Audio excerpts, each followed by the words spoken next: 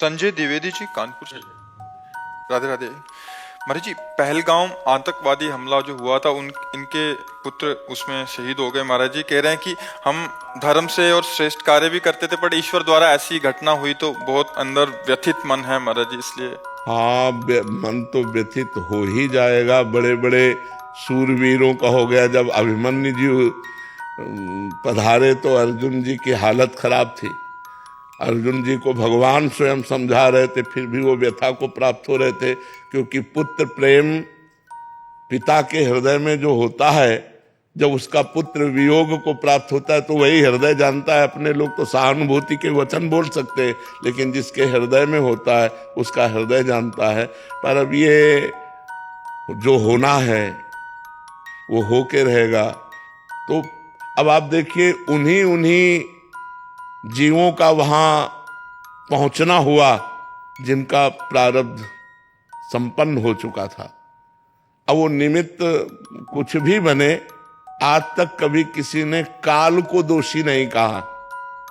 मारता सबको काल है, काल को कोई दोषी। अब काल वो विविध रूप धारण कर लेता है, एक्सीडेंट, हार्ट अटैक या कुछ भी, जो भी, लेकिन आयु जब पूरी है तो वो पूरी हो जाती है। तो हमें लगता है, यद्यपि इस ज्ञान से हृदय का दर्द कम नहीं हो जाएगा, पर हमको ये ज्ञान धारण करना पड़ेगा कि जब जहां जिसकी जैसी हो भवतव्यता, तैसी बने सहाय, आप न आवे ताहि पे, ताहि तहां ले जाए। अब आप देखो, अगर एक दिन ना जाते, एक दिन पीछे हो जाते, घटना बच जाती। लेकिन उसी समय जहां जो कुछ लीला होनी है वो लीला, तो इसलिए धैर्यवान बनो, हृदय को। बहू है, पत्नी 2 महीने पहले विवाह हुआ था। नहीं, हम व्यथित हैं। हम भी कई दिन तक व्यथित रहे जब ये घटनाएं सुनी ना, कई दिन तक। तो आप तो वहां उपस्थित होगी। हम जिसके आंखों के सामने वहाँ तो सब पत्नियों के सामने तो पूछ के मारा था कि अगर हिंदू हैं तो बोलिए। इसके बगल में सब पूरा ब्लड से नहा गए थे। राधा राधा राधा राधा। बड़ी, वो तो दृश्य ही इतना भयानक होगा कि कैसे, मतलब 2 साल से हम भी आपके हम लोग भी वो 11 लोगों में से गए थे और पहले स्टेज पे पहुंच करके आपका कृपा चाहे जो भी हो, साथ में हम भी थे, लेकिन हम आधे रास्ते से लौट आए थे। हमें अच्छा नहीं लग रहा था वहाँ जाने में, तो अपने काम बैठे हैं, बेटा तुम लोग चल आने। अब तो धैर्य धारण करना पड़ेगा बच्चा, वो तो। लेकिन तुमने वो दृश्य देखा है, वो कितना भयानक दृश्य होगा, जिस दृश्य को आपने अपने सामने देखा कि अपना जीवन साथ। हम लोग के दिमाग से जाता ही नहीं। हमारे गुरु रमण तिवारी महाराज नाम जप करते मेरे वही चेहरा। हाँ बिल्कुल। नहीं नहीं, आप चर्चा कर रहे तो हमारा हृदय व्यथित हो रहा है। वो कई दिन व्यथित रहा, जब हमने घटना सुनी कई दिन व्यथित रहा। जैसे आप फिर ताजा हो गया। आप तो दृश्य देखे हैं, और आपके तो पति गए हैं, पुत्र गए हैं। अपने लोग तो केवल सुनकर तो भी हृदय व्यथित हो जाता है।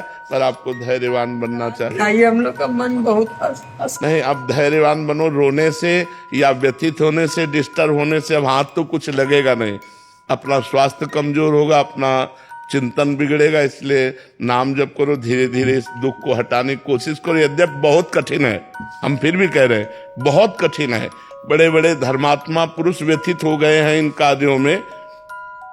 भगवान का 14 वर्ष का जो ही वनवास का कैकेयी जी ने दृढ़, तो भगवान के वियोग में दशरथ जी के प्राण चले गए। हा राम कह करके अपने प्राण। तो ये पुत्र प्रेम, जब लक्ष्मण जी को वो वीर घातिनी शक्ति लगी तो राम जी चिल्ला चिल्ला के रो रहे थे कि अगर मैं ऐसा जानता तो पिता के वचन न मानता। तो भ्रातृ प्रेम, पुत्र प्रेम, ये ऐसे प्रेम है जो हमारे हृदय को व्यथित कर देते।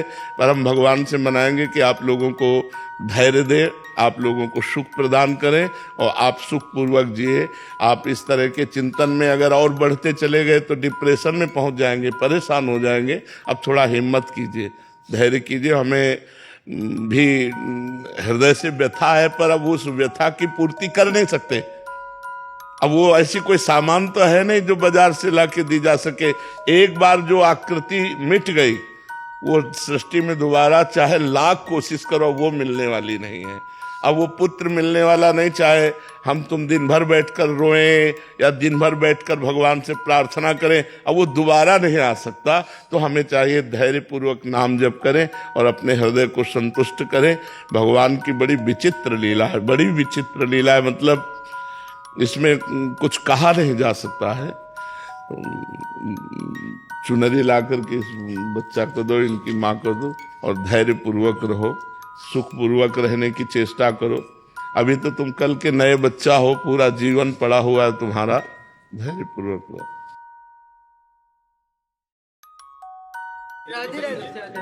धैर्य पूर्वक रहना, धैर्य पूर्वक रहना।